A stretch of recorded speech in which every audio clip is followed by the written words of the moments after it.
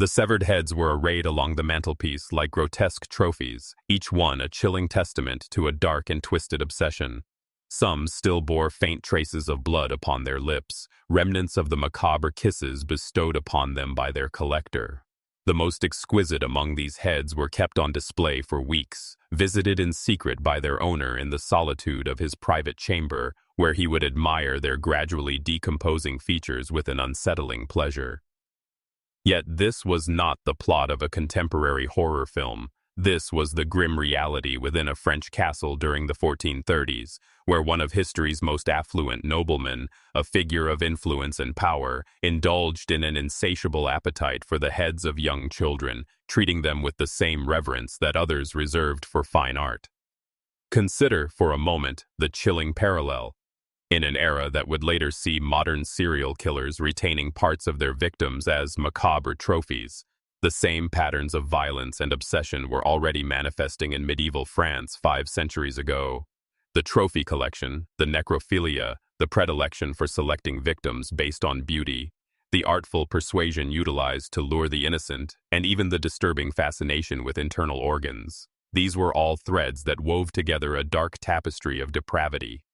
What makes this tale even more disturbing is that the man at the center of the horror was not lurking in the shadows. He was, in fact, one of France's most celebrated war heroes, a marshal of France who had fought valiantly alongside Joan of Arc herself. He was renowned, wealthy, commanding armies, and even constructing chapels. For 8 years, as peasant children mysteriously vanished around his castles, no one dared to challenge him or hold him accountable. The revelation about to unfold will challenge everything you think you know about medieval justice, the way power shielded the monstrous and one of history's most controversial executions. When Gilles de Rais finally stood on that scaffold in October 1440, he was not merely a criminal meeting his fate. He was about to become the focal point of a mystery that continues to provoke debate among historians to this day. Let us step back in time to where this nightmare began, northwestern France in 1404. Here, a boy was born into unfathomable privilege, into a family with lands so vast they could rival the size of entire kingdoms. Castles adorned the landscape, proudly boasting his family's coat of arms. This boy was Gilles de Montmorency-Laval, known later as Gilles de Rais, named for the barren land he would eventually inherit. One might expect that a life of such wealth would guarantee him a charmed upbringing, yet tragedy struck early and with merciless cruelty. At the tender age of 11, Gilles likely witnessed his father's gruesome death in a hunting accident. Not a clean loss, but one in which his father was ravaged by a wild boar, an end that might have scarred the boy's psyche forever. Shortly after, his mother succumbed, leaving him an orphan before he had even begun to comprehend the weight of a sword. Gilles found himself in the care of his maternal grandfather, Jean de Laval, who had little interest in raising a refined nobleman, and instead viewed his grandson as a means to fulfill his own ambitions. This pivotal moment marked the beginning of Gilles' dark transformation. Rather than instilling discipline and virtue, Jean de Laval taught his grandson that violence was a nobleman's right, that the weak existed only to serve the strong, and that wealth and power rendered one untouchable. By the time he reached 16, Gilles had begun to exhibit the duality that would come to define his existence. On one he was an intellectual, fluent in Latin and well-read, immersed in culture. On the other, he had a volatile temper, easily ignited and prone to sudden, explosive violence. Qualities that would prove useful in battle, but terrifying in his private pursuits. Gilles' rapid evolution from a pampered nobleman to a military hero was striking. By the age of 23, he was in the service of the future King Charles VII, during a time when France was on the brink of defeat in the 100 Years' War. The English held vast tracts of French territory, and the spirits of the French people were at an all-time low. Then, seemingly by divine intervention, a teenage peasant girl arrived at court, claiming to have received visions from God. This was Joan of Arc, or Jeanne d'Arc, as she referred to herself. While many of the nobles scoffed at her, Gilles was assigned as one of her military commanders, tasked with ensuring her survival in battle. Together, they accomplished the seemingly impossible. The siege of Orléans had persisted for 6 months, with the English appearing unassailable. However, in just 4 days, Gilles and Joan managed to break the siege, achieving what seasoned generals had failed to do in half a year. Their remarkable victories continued in city after city, bolstering Gilles' reputation as a fearless warrior, always at the forefront of the conflict.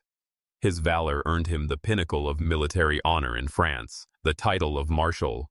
At the age of 25, he was among the youngest ever to hold such a prestigious position. Yet, as Gilles basked in his newfound glory on the battlefield, something sinister was gestating within him. The brutality of medieval warfare, the sacking of cities, torture of captives, and slaughter of innocent civilians, was a harrowing tapestry of violence that some historians argue may have awakened the dark impulses lurking deep within Gilles. Impulses rooted in those formative years with his grandfather, who had indulged his every whim. When Joan was captured by the English in 1430, Gilles made no effort to secure her release. Following her execution by burning at the stake in 1431, he displayed an alarming indifference, retreating to his estates as one of the wealthiest men in Europe. The valorous war hero receded, replaced by a man consumed by a new and terrifying obsession. What transpired next is almost unimaginable. Gilles descended into a life of reckless extravagance, spending with a wild abandon that astounded even the most extravagant among French nobility. He commissioned a lavish play about the Siege of Orléans, replete with elaborate productions featuring hundreds of performers, and provided free food and wine for attendees. He fashioned a personal retinue of 200 men, all clad in luxurious garments, and surrounded himself with art and beauty. But it was in 1433 that he constructed the Chapel of the Holy Innocents, handpicking a choir of youthful boys with beautiful voices to sing within its hallowed walls. The irony of this name would cast an eerie shadow over his future trial, for the Holy Innocents referred to the children slaughtered by King Herod, and Gilles' selections for the choir would soon raise alarm. Gilles' extravagant lifestyle spiraled rapidly out of control. Within a mere few years, this man, once capable of purchasing kingdoms, found himself forced to sell off his vast lands piece by piece. His family, desperate to contain the damage, even persuaded the king to issue an edict preventing anyone from buying Gilles' property in a futile attempt to halt his self-destructive path.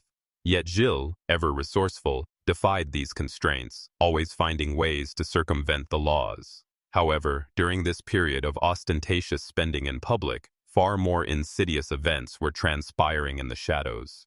By 1432, whispers began to emerge among the local villagers surrounding Gilles' castles.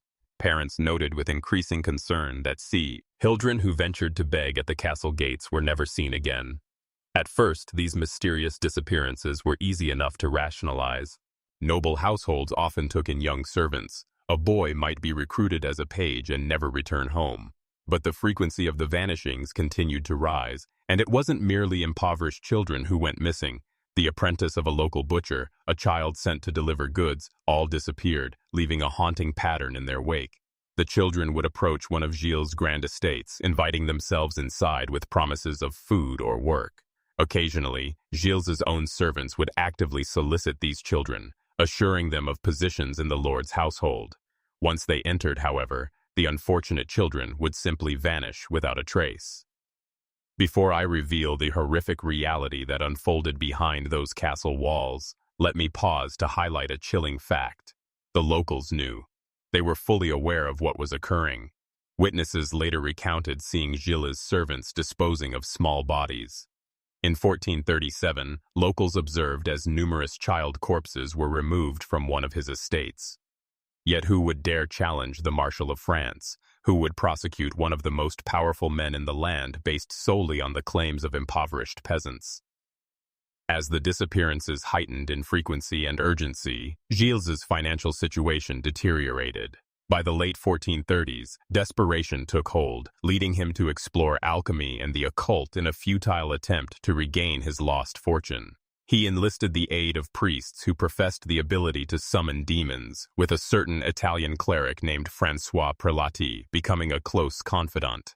Prelati promised to help Gilles contact a demon named Baron, purported to reveal the locations of hidden treasures. The rituals Prelati conducted demanded peculiar offerings: the hand, heart, eyes, and blood of a young child. Consequently, the disappearances gained a new, horrifying context. These were no longer merely actions of a murderer. They were sacrifices. Allow me to paint a fuller picture of the gruesome reality occurring behind the castle walls, for when Gilles finally confessed in 1440, his accounts left even his judges in horror. The children met with no quick demise. They were suspended from hooks in the ceiling until they lost consciousness, only to be revived and reassured that no harm would befall them, deception cloaked in dreadful kindness. Gilles would comfort them, dry their tears, and coax them into believing it was all just a game. Then the true horror would commence. The victims were stripped bare. Gilles, along with his accomplices, such as his loyal servants Henri and Etienne, known as Pou, would take turns torturing the children. On occasion, a specialized instrument was utilized, a brassard, to slowly decapitate victims while they still breathed. Other times, it was a mere stick that ended their lives with a sickening snap of their neck. The swiftest route was often the one where they bled out, hemoglobin soaking the stone floors. However, it was the rituals performed after death that plunged into the darkest depths of Gilles' depravity. He would cut open their stomachs, inspecting their organs with a morbid fascination. He would kiss their lifeless lips. The details of his oaths were so graphic that even the records of the medieval court had to censor portions. The most beautiful heads, as previously mentioned, he kept, placing them on the mantelpiece and visiting them frequently, whispering sweet nothings to them as they decompounded. Once the vile scent became unbearable, he would incinerate them in search of new specimens for his collection.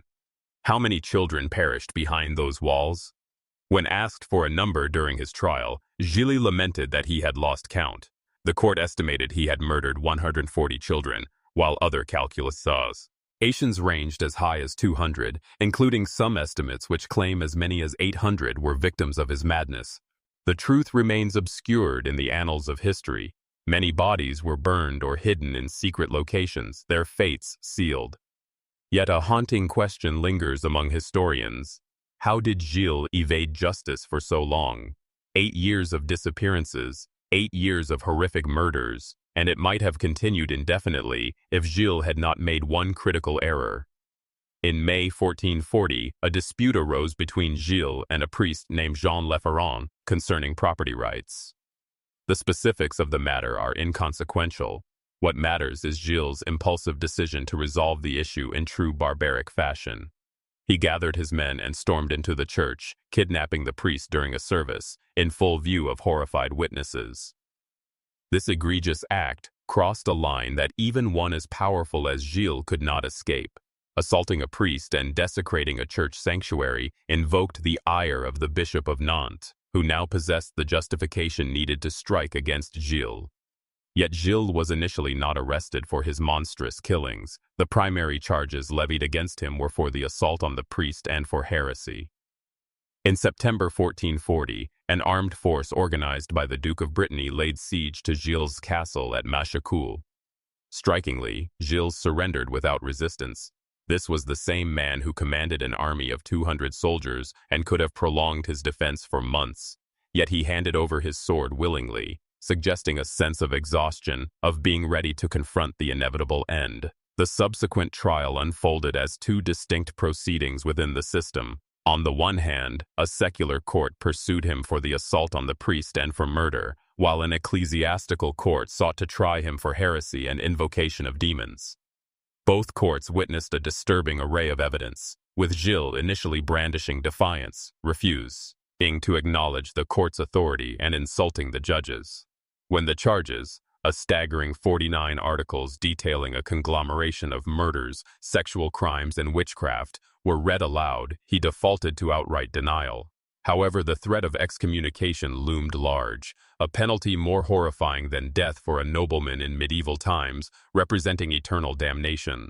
This dire threat cracked Gilles' defiance. On October 15th, he unexpectedly reversed course. He offered his apologies to the judges, recognized their authority, and expressed willingness to confess. Yet, even in this moment of humility, he withheld full transparency. He acknowledged some grievous acts, but denied any involvement in summoning demons.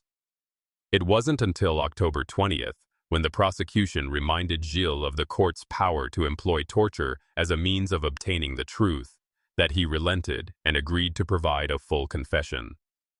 What followed was a chilling display, one of the most exhaustive and horrifying admissions of guilt ever documented in legal history. Through tears and trembling, Gilles confessed to the murders, the sexual assaults, the dismemberments, and the collection of heads. He recounted specific victims, young boys, and the methods of their brutal execution with icy lucidity. In his chilling confession, he expressed no signs of madness or delusion, articulating his horrific actions with clarity and precision. He sought that his confession be published in French rather than Latin, so that the common folk could read it and safeguard their own children from the danger he had posed. His accomplices, Henri and Etienne, corroborated his narrative, detailing their participation in the heinous acts, their testimonies aligning seamlessly with each other. The verdict was all but guaranteed. Both courts found him guilty. The ecclesiastical court condemned him for hear, sigh, and invoking demons, while the secular court convicted him of murder. The sentence, death by hanging, followed by burning, even as he faced his fate. Subscribe to Historic Horizon and hit the bell icon to explore more captivating stories from Europe's rich past. Like, share, and comment to support our journey and help us bring history to life for everyone.